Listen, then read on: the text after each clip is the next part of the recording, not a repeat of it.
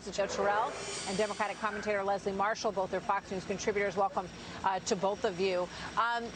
Leo, it's not surprising that that's a 2020 number and that you saw those numbers spike in the middle of the summer when I think people across the country were feeling so uneasy in cities that had never had problems before, and the police were becoming less of a factor and rioting was becoming more of a factor. Do you think that this is a significant growth? And do you think that it's going to stay with us? I know you talk about minorities being among those who are buying more and more firearms. Yes, Martha, and I hope we have an honest discussion with Leslie on this subject. Look, those numbers are in Democratic cities. You have not heard Joe Biden or Kamala Harris criticize crime in Democratic cities. You won't hear that. You don't hear them criticize Antifa or Black Lives Matter. People of all ethnicities, identities are buying guns. Women, Hispanics, blacks, all throughout this country. Why, Martha? Because they cannot rely on the police. Why? Because in these Democratic cities, it's an anti-police attitude. Police officers are afraid to get involved. Why? Because they're going to be challenged. They're going to be attacked. They're going to lose their jobs. So the bottom line is simply this. There is a full expectation in this country there's going to be summer disturbance riots this year, and people have to protect themselves because they cannot rely on government, especially in Democratic cities, Martha. Yeah, let's pull up these numbers. 2019, American adults that purchased guns was up 5.3%. In 2020, it's a 6.5% number.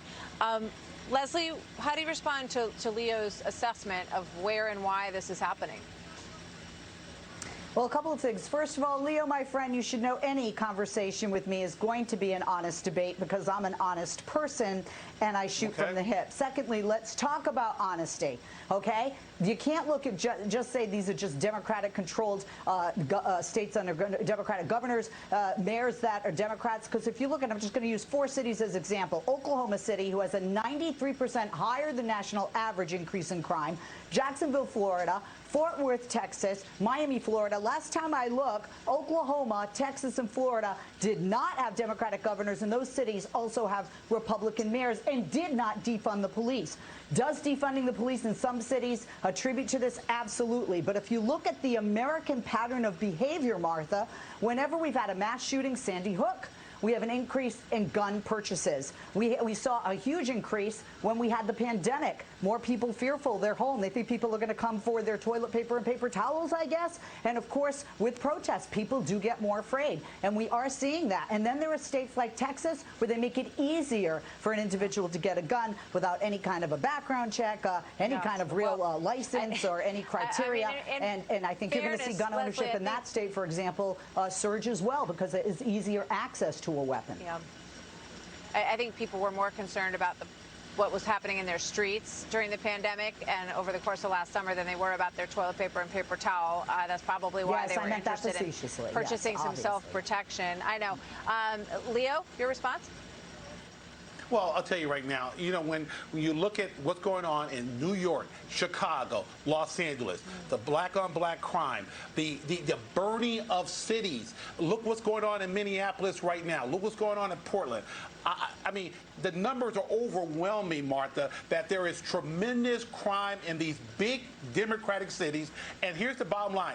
Not once during his administration, Joe Biden has never condemned Democratic crime, Antifa, or Black Lives Matter. He can't because it's his base. All right.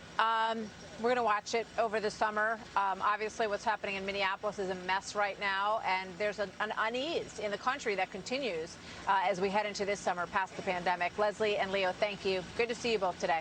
Thank you.